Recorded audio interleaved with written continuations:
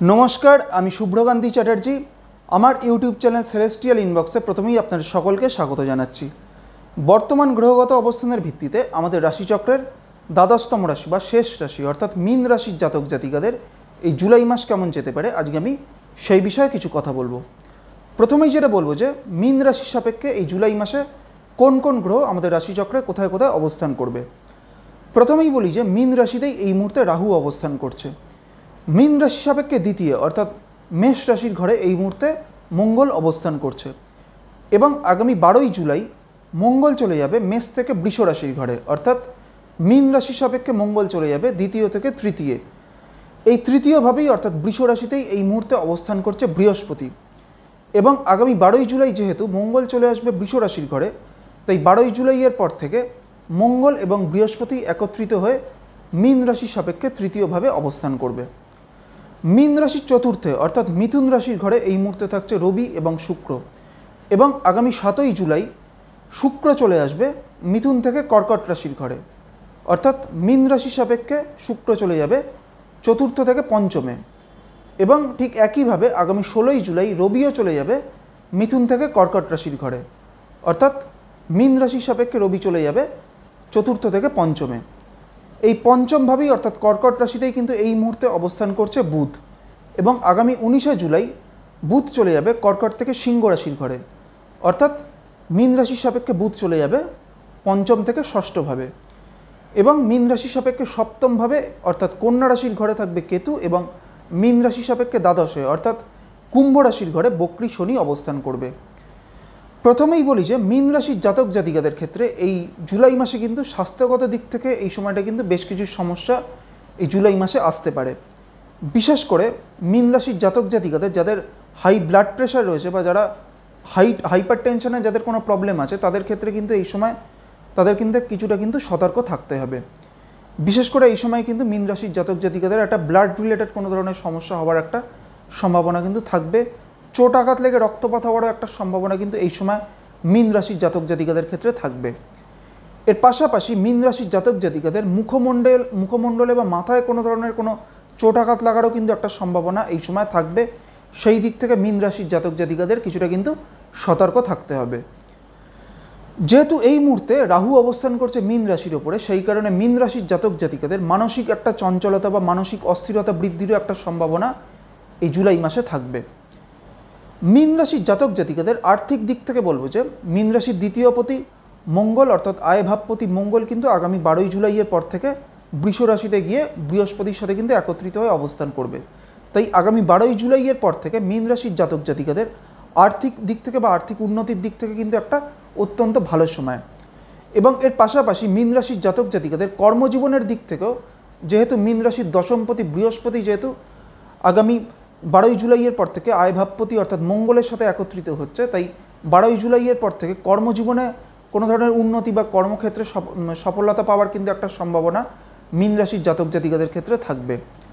তবে এর পাশাপাশি আরেকটি বিষয় বলবো যে मीन রাশির জাতক জাতিকারা যারা কোনো ধরনের ব্যবসায় রয়েছেন বা যারা কোনো ধরনের পার্টনারশিপ কোনো ব্যবসার সাথে যুক্ত হয়ে রয়েছেন তাদের ক্ষেত্রে কিন্তু এই সময়টা বা এই জুলাই মাসটা কিন্তু কিছুটা খুব একটা কিন্তু ভালো যাবে না। এই সময়টা কিন্তু তাদের ক্ষেত্রে খুব একটা অনুকূল সময় নয়। मीन রাশির জাতক জাতিকাদের পারিবারিক দিক থেকে কিন্তু এই জুলাই মাসটা কিন্তু সামগ্রিকভাবে একটা অত্যন্ত ভালো সময়। পরিবারে কোনো শুভ কাজ সম্পন্ন হওয়ার একটা সম্ভাবনা এই সময় मीन রাশির জাতক জাতিকাদের ক্ষেত্রে থাকবে। मीन রাশির শিক্ষার্থীদের ক্ষেত্রে বলবো যে मीन রাশির জাতক জাতিকাদের যারা শিক্ষার্থী তাদের ক্ষেত্রে কিন্তু এই জুলাই মাসটা কিন্তু সামগ্রিকভাবে একটা অত্যন্ত ভালো সময় এবং मीन রাশির জাতক জাতিকাদের মধ্যে যারা উচ্চ শিক্ষায় রয়েছেন তাদের ক্ষেত্রেও কিন্তু এই জুলাই মাসটা কিন্তু একটা সামগ্রিকভাবে অত্যন্ত ভালো সময়। এইবার আমি আসছি मीन রাশির যে নক্ষত্রগুলি রয়েছে অর্থাৎ পূর্ব ভাদ্রপদ উত্তর ভাদ্রপদ এবং রেবতী এই তিনটি নক্ষত্রের জাতক জাতিকাদের এই জুলাই মাস কেমন যেতে পারে। প্রথমেই আমি আসছি পূর্ব ভাদ্রপদ নক্ষত্রের ক্ষেত্রে। পূর্ব ভাদ্রপদ হচ্ছে বৃহস্পতির নক্ষত্র এবং পূর্ব ভাদ্রপদ আমাদের রাশিচক্রের 25 নম্বর নক্ষত্র। এই পূর্ব ভাদ্রপদ নক্ষত্রের শেষ চরণটি বা চতুর্থ চরণটি কিন্তু রয়েছে मीन রাশির ঘরে। এই মুহূর্তে স্বর্ণালী চক্রে পূর্ব ভাদ্রপদ নক্ষত্রের সাপেক্ষে স্বর্ণালী চক্রের সাংঘাতিক নক্ষত্রে অবস্থান করছে কেতু এবং কেতু অবস্থান করছে কিন্তু मीन রাশি সাপেক্ষে মারকভাবে। সেই কারণে পূর্ব ভাদ্রপদ নক্ষত্রের জাতক জাতিকাদের ক্ষেত্রে কিন্তু সব দিক থেকে এই সময়টা বা এই জুলাই মাসটা কিন্তু সতর্ক থাকতে হবে। বিশেষ করে স্বাস্থ্যগত দিক থেকে এই সময়টা কিন্তু চোটাঘাত লাগার একটা প্রবণতা এই সময় পূর্ব ভাদ্রপদ নক্ষত্রের জাতক জাতিকাদের ক্ষেত্রে কিন্তু থাকবে। সেই দিক থেকে পূর্ব ভাদ্রপদ নক্ষত্রের জাতক জাতিকাদের কিন্তু যথেষ্ট পরিমাণে সতর্ক থাকতে হবে। পূর্ব ভাদ্রপদ নক্ষত্রের জাতক জাতিকাদের এই সময় কিন্তু তাদের উদ্দেশ্য বলবো যে এই সময় আপনারা কোনো ধরনের গুরুত্বপূর্ণ কোনো সিদ্ধান্ত নেওয়া থেকে বিরত থাকার চেষ্টা করবেন।